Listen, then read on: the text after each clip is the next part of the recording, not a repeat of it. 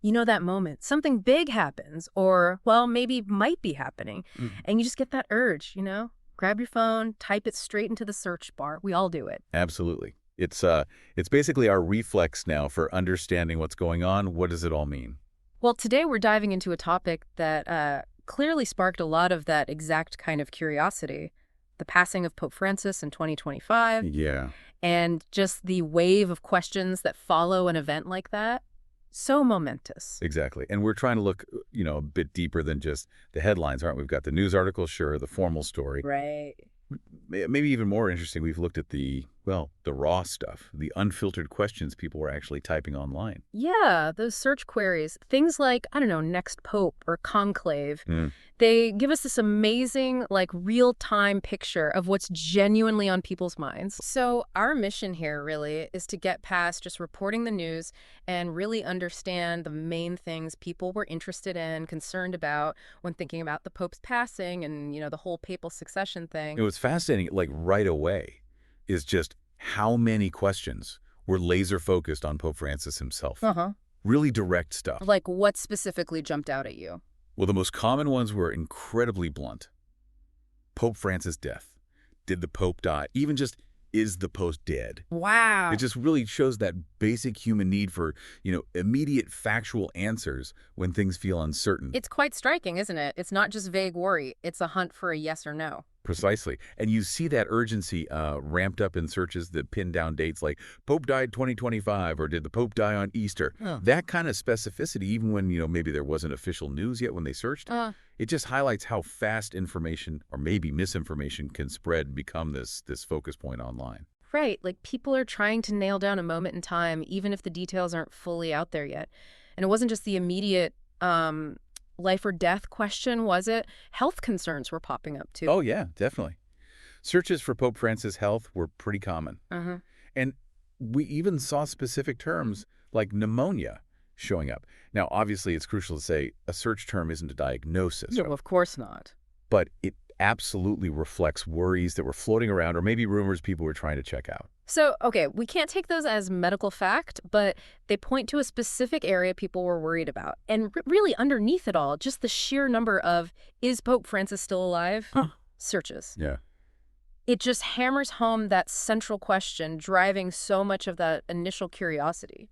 And it wasn't just about the present moment either. There was also a noticeable interest in the timeline of events, even hypothetical ones. What kind of timing questions were you seeing? A lot of, when did Pope Francis die? Whoa. What time did the Pope die? Ah. What day did Pope Francis die? It's almost like people are mentally bracing themselves for the news, trying to fit it into a specific structure, even before anything's official. That's a really good point. It's like a collective attempt to build a timeline in their heads. And that focus on when also stretched to his time in office, didn't it? Exactly. Searches like, how long was Pope Francis Pope? And when did Pope Francis become Pope? Mm-hmm. They suggest people want to place his papacy in context, understand how long it lasted in the bigger picture, maybe as a way to grasp the weight of potential change. Right, to sort of frame his time as Pope as we think about what comes next. But the searching definitely didn't end with just questions about Pope Francis. There was a very clear, very quick shift towards the future. Oh, absolutely. The focus snapped pretty fast to who might succeed him. The searches really showed that anticipation, didn't they? I mean, phrases like, who will be the next Pope? New Pope? Who's the new Pope? They were everywhere. And then even more specific ones like, who will be the next Pope after Pope Francis? And who will succeed Pope Francis? That succession question was obviously huge. It's a remarkably fast pivot, isn't it? From worrying about the current Pope to intense guesswork about his successor. Yeah. And tied right into that is how often the word conclave popped up in searches. Conclave. Okay. For anyone listening who might not be totally sure, can you give us a quick rundown? What is that? Sure. So the conclave is the traditional and very secret meeting of the College of Cardinals. Got it. They get together specifically to elect a new pope. It's this ancient ritual, super strict rules about secrecy and, the famous white smoke signaling they've picked someone. Or the white smoke. It all creates this moment of intense global focus. Okay.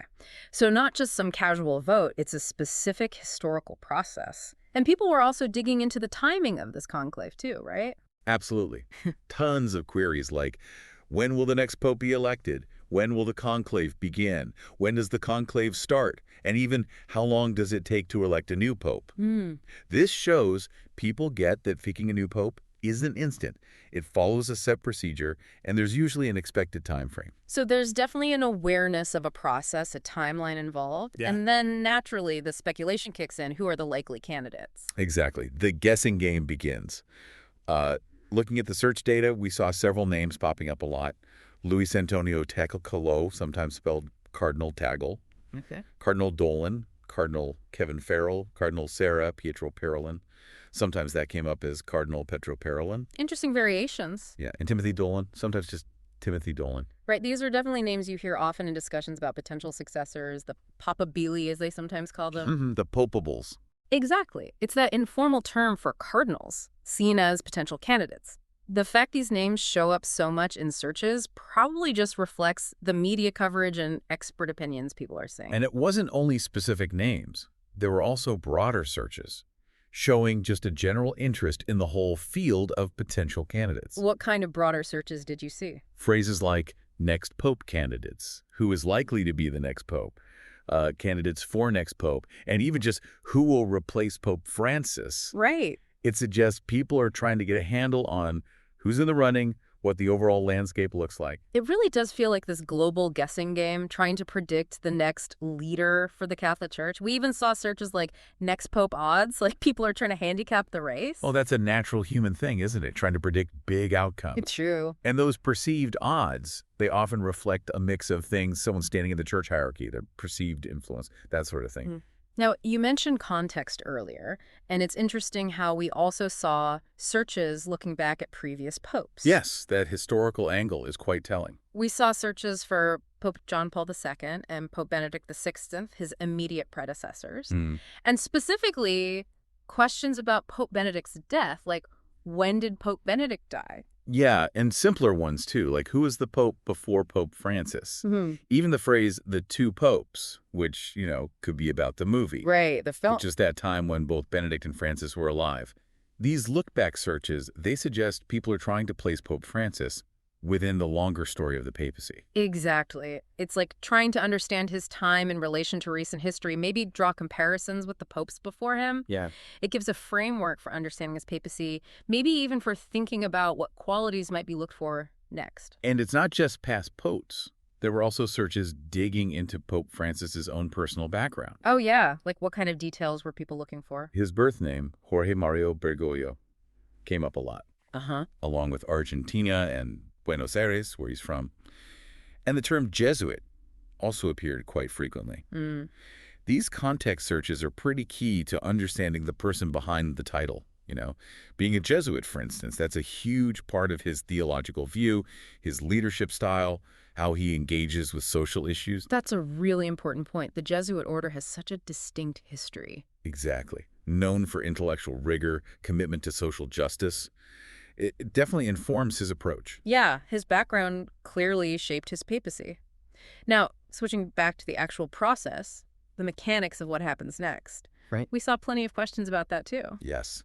Definitely a public curiosity about how the church actually works, governance-wise. Searches like, what happens when the pope dies, how do they pick a new pope, and how do they choose a new pope, were really common. It really shows people want to understand the nuts and bolts of the church during such a critical moment. Precisely. And seeing terms like College of Cardinals and Papal Conclave pop up shows there's at least some public awareness of the key groups involved. Right. The College of Cardinals, just for clarity, is that group of senior clergy, mostly bishops, the Pope appoints.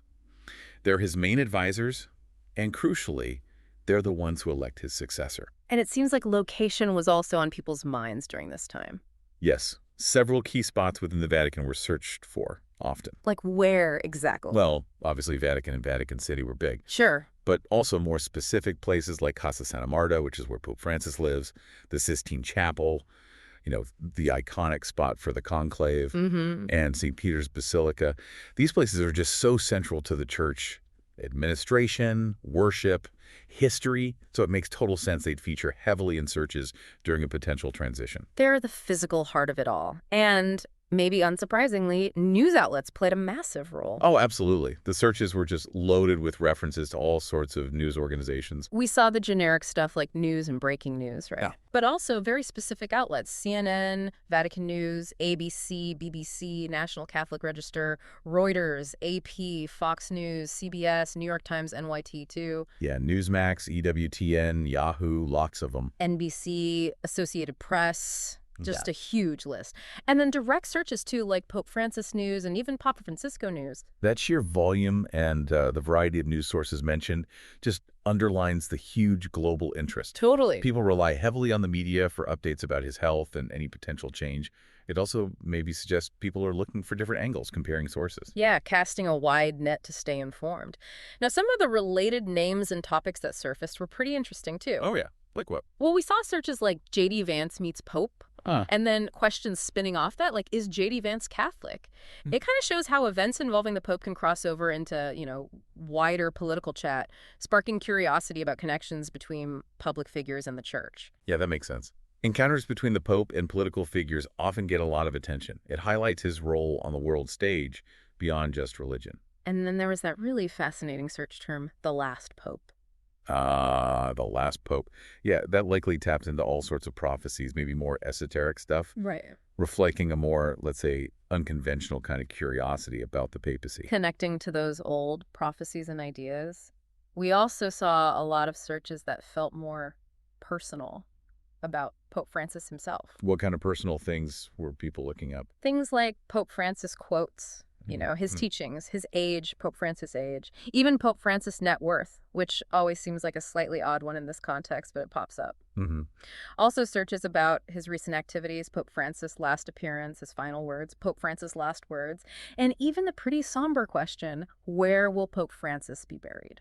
Those personal searches, they just show a natural human interest in the person holding such a massive role. Yep. People are curious about his life, his ideas, and yes, the details around his eventual passing, including those traditions like papal burial. And finally, we also saw those broader general terms like just popes, pope history, and Catholic Church showing a kind of baseline interest in the whole institution. Right. And then loads of very direct, almost informal searches like Pope dead, Pope dies, Pope passed away.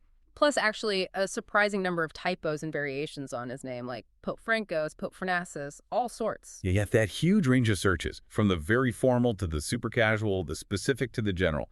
It really highlights two things, doesn't it? What's that? One, the enduring global fascination with the papacy as an institution. Yeah. And two, that very immediate, almost urgent need for up-to-the-minute info during a time of potential change. Okay, so pulling this all together, after digging through all these searches in the news context, what are the main takeaways? What does it all tell us?